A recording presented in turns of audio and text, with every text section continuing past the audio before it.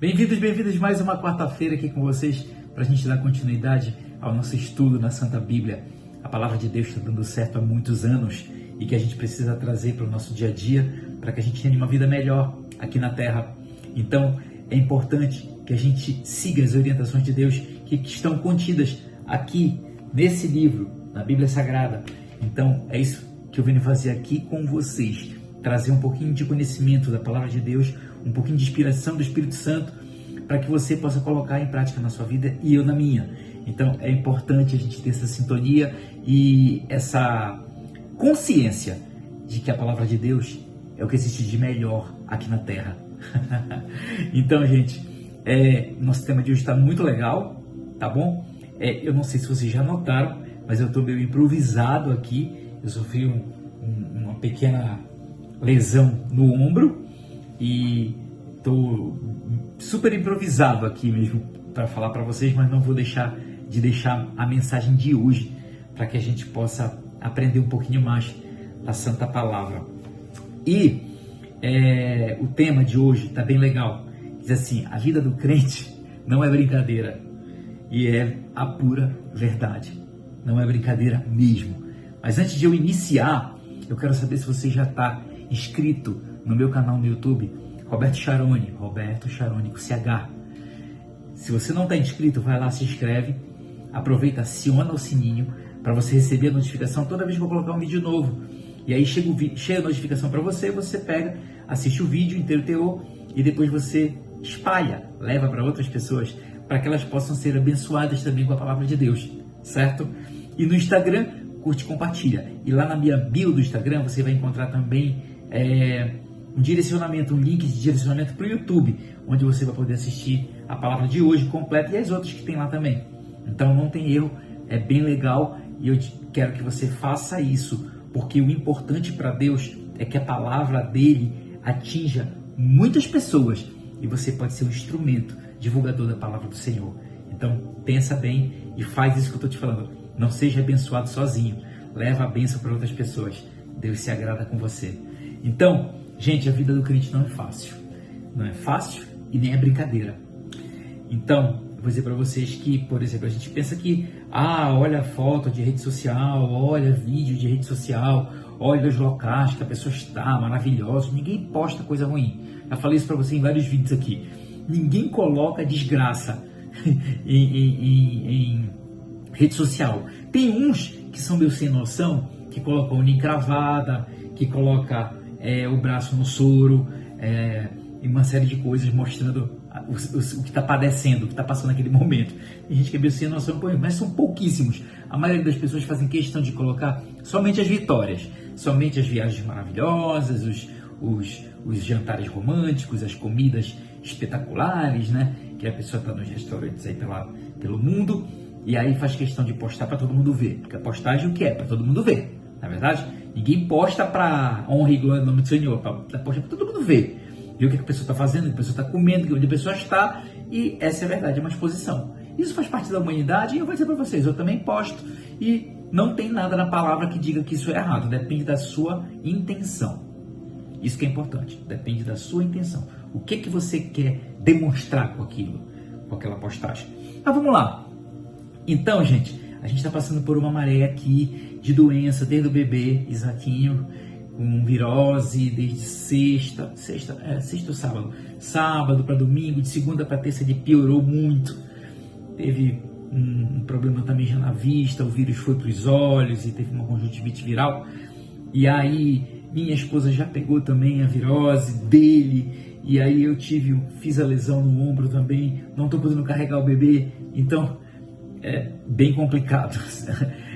Não é fácil, não é brincadeira a vida do crente, entendeu? E a gente pensa que, porque eu creio em Jesus como meu Senhor e Salvador, eu não vou passar por nada, não vou passar por dificuldades, não vou passar por doenças, por problemas, que nada, olha aqui, entendeu? Eu creio em Jesus como meu Senhor e único Salvador, o Deus da minha vida, o dono do planeta, o dono da minha vida, o dono da minha alma. E mesmo assim, eu passo por situações, eu e minha família, não tem jeito, não tem como escapar. Então, nem eu, nem você vamos deixar de passar por problemas. Eu tenho falado muito de dores, né? Cresça e não sofra. Então, e aí parece que o inimigo vem e diz assim, não, então agora eu vou te fazer sentir dor também, mas estamos aí, porque aquele que é por mim é maior do que aquele que está no mundo. Essa é a verdade. E Jesus, por várias vezes, alertou os seus discípulos de que o caminho não era fácil, que o caminho era estreito, muito estreito. Ele avisou que a gente ia ter tribulação, dificuldades, problemas, e avisou também que o caminho da vida era estreito. Então vou pedir para você abrir sua Bíblia em Mateus 7, capítulo 7, versos de 13 a 14, que diz assim: os dois únicos caminhos, entrai pela porta estreita, pois a larga é a porta. Vou ler de novo. Entrai pela porta estreita, pois larga é a porta e amplo o caminho que levam à perdição. E muitos são os que entram por esse caminho. Porque estreita é a porta e difícil o caminho que conduz à vida. Apenas uns poucos encontrarão esse caminho. Profunda palavra e séria. A porta que o mundo te oferece, o mundo lá fora, o mundo não cristão, o mundo de quem não crê em Cristo, é um mundo vazio, mas a porta é larga, recebe todo mundo. Todo mundo vai lá e tem acesso ao mundo. Agora, acesso à vida eterna, que é a vida que ele trata aqui, a porta é estreita, porque você tem que permanecer salvo até o dia que você for recolhido por Deus, entendeu? Então você tem que manter o que? A sua fé em Jesus Cristo, porque Ele é o caminho para você ser salvo. Não tem outro caminho, não tem santo, não tem imagem, não tem lenço sagrado, fogueira santa, não tem nada. É Jesus. Ele é o caminho, tá? Que faz com que a gente seja salvo. E a gente tem que permanecer nessa fé para poder ser salvo. Então, tá aqui, a porta é estreita. Larga a porta do mundo. Qual porta você vai querer entrar? Fala para mim. Você quer a porta larga, que tudo pode? Ou você quer a porta estreita, que vai te dar direito à vida eterna? E responde aí. Também alertou Jesus aos seus discípulos que cada um deveria carregar a sua cruz, carregar o seu sofrimento, a sua cruz e negar a si mesmo. Então eu vou pedir para você abrir sua Bíblia em Mateus 16, 24, que diz assim, tenha um pouquinho de paciência comigo, tá? Que eu estou trabalhando só com um lado. Senhor, misericórdia. Vamos lá. Mateus 16, capítulo 16, verso 24. Diz assim: então Jesus declarou aos seus discípulos: se alguém deseja seguir-me, negue-se a si mesmo. Tome a sua cruz e me acompanhe. Ou seja, não tem jeito. A gente vai carregar nossa cruz. Qual é a nossa cruz? Cruz é sinal de salvação, lógico, mas também sinal de sofrimento. Jesus sofreu para nos salvar, pra caramba. Então, nós também devemos carregar a nossa cruz, que são os nossos sofrimentos, as nossas tribulações, as nossas perseguições, os nossos problemas do dia a dia, quer seja de financeiro, saúde, familiar, tudo, A, B, C, N problemas, a gente vai ter que enfrentar, carregar minha cruz, entendeu? E agora só tem um detalhe, você vai carregar sua cruz sozinho, ou você quer que Jesus esteja te acompanhando para carregar essa cruz? Fala para mim, você quer enfrentar todos os problemas do mundo sozinho, ou você quer enfrentar com Deus Todo-Poderoso, Deus Criador, com Jesus? É bem mais fácil, é bem melhor. Então pensa bem, como é que você está carregando a sua cruz, os seus sofrimentos? Muitas vezes sempre sozinho, muitas vezes achando que a fé no horóscopo, a fé na astrologia e tal, e isso e aquilo, na reencarnação e tal. Beleza? A única forma de você ter a vida eterna e de você ter uma vida menos pesada aqui na Terra é crer em Jesus, ok? Uma vida de paz e prosperidade e não uma vida de perseguição e escassez. Certo? Então a gente tem que crer em Jesus para a gente ter essa vida de paz e de prosperidade. Ah, mas como é que eu vou ter paz se eu estou cheio de problema? Porque é uma paz que não se explica.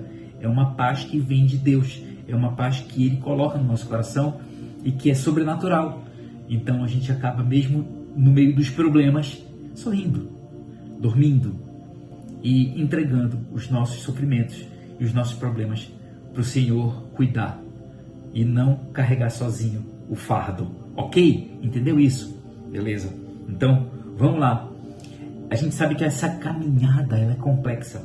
Essa caminhada para a gente chegar à vida eterna ela é complexa porque a gente vai passar por situações complicadas, desertos. Só que nenhum mal dura para sempre. Então a gente passa pelo deserto. Eu já falei isso para você sempre. Deserto não é lugar de moradia. Deserto é lugar de passagem. Então a gente passa. Eu estou passando pelo meu deserto. Meu filhinho está passando pelo deserto dele. Minha esposa. Todos nós. Ela voltando do trabalho. Eu também meio que impedido de trabalhar. Reuniões e tudo mais. Porque eu mal consigo colocar minha camisa. Essa é a verdade. Preciso de ajuda dela hoje para colocar a minha camisa. Aí a gente vê, né? A gente só dá valor quando está com alguma dificuldade, né? A gente vê, tenho 2 braços, em movimento, faço isso, faço aquilo, mas quando você perde o movimento de um braço, você simplesmente já fica anulado, né? Já fica uma dificuldade total, né? Até para vestir uma camisa, até para se ensaboar, eu tô com dificuldade. Então, para você ter ideia, como é que tá a situação. Mas eu vou melhorar, porque quem é comigo é maior do que aquele que está no mundo. Então, Ele vai me curar, Ele vai tratar o meu problema e eu vou ficar bem novamente, certo? Assim é minha crença. Então, gente, Jesus também falou o seguinte, que o maligno, o Satanás, ele se enfurece com aqueles que são cristãos de verdade. Ele se enfurece. Então, o que ele puder fazer para dificultar a minha vida, ele vai fazer, beleza? Ele vai fazer, ponto final. E eu já sei disso, ok? Então, ele fica enfurecido e ele tenta apagar a minha luz. Ele tenta tirar o meu brilho. Ele tenta fazer com que eu, que sou cristão, que tenho uma vida diferenciada, porque eu creio em Cristo e minha vida não é normal como a vida de alguém do mundo, a minha vida é diferente.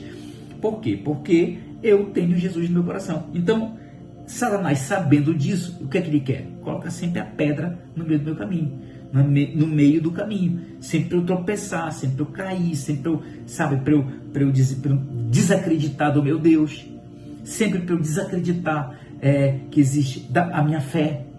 Então, ele sempre vai criar problemas e ele odeia a luz que eu tenho, o brilho que eu tenho, que não é meu, é um reflexo da glória de Deus. Então, vou pedir para você abrir a sua Bíblia agora em Marcos 13. Vamos lá, Marcos capítulo 13, versos 9, que diz assim. Porque é o seguinte, gente, Jesus, ele falou que a gente ia passar por tudo isso, sofrimentos, aflições, tribulações, tal, que a gente ia ter que carregar a nossa cruz, entendeu? Abrir mão de nós mesmos, entendeu? Falou uma série de situações, falou que a porta é estreita, falou que isso, aquilo, mas ele não estava querendo, entenda bem, desanimar você de ser um cristão, de forma alguma. Ele não estava desanimando os discípulos de serem cristãos, de forma alguma. Vamos ler. Marcos 13, 19. 13, 19. Diz assim: pois aqueles serão dias de tamanho sofrimento, como jamais houve desde que Deus criou o mundo até agora, nem nunca mais haverá. Vou ler novamente. Marcos, tá certinho, 13, capítulo 13, verso 9. 13, 9. Vamos lá, eu li errado, tá? Gente, me dá um desconto hoje, tá? Não tô 100%, ok?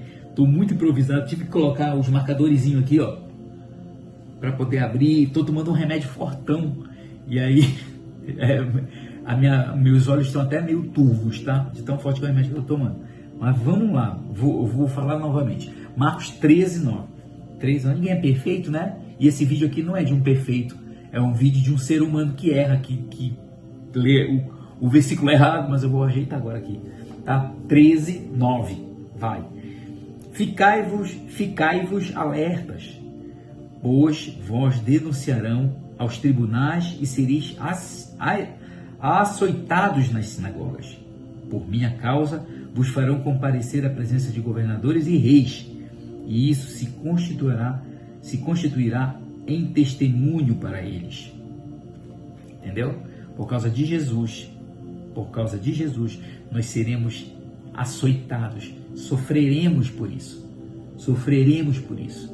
Exatamente o que eu falei para você, a perseguição de Satanás, a perseguição do diabo em cima dos cristãos, entendeu? Então nós sofreremos por isso, seremos açoitados por quem? Pelos do mundo, aqueles que não creem em Jesus, aqueles que não têm fé. Então esses serão aqueles que serão os nossos algozes, né? Então é mais ou menos isso que está dizendo aqui. Por quê? Porque nós temos uma luz, a luz de Cristo que brilha em nós, e eles querem de toda forma apagar essa luz que está em nós. Essa é a verdade, é isso que ele está dizendo aqui nesse capítulo, nesse versículo, entendeu? Então, um dos personagens mais importantes da Bíblia Sagrada, que pode contar sobre, vamos lá, a realidade de sermos cristãos, a realidade, o que é ser realmente o cristão, entendeu? E as dificuldades, né? Porque a vida do cristão não é fácil. A vida do crente não é fácil. Ô, glória! A gente sabe que não é. Entendeu? Então, mas a gente tem que permanecer firme, porque ele avisou aqui. A gente tem que permanecer firme até o final, tá?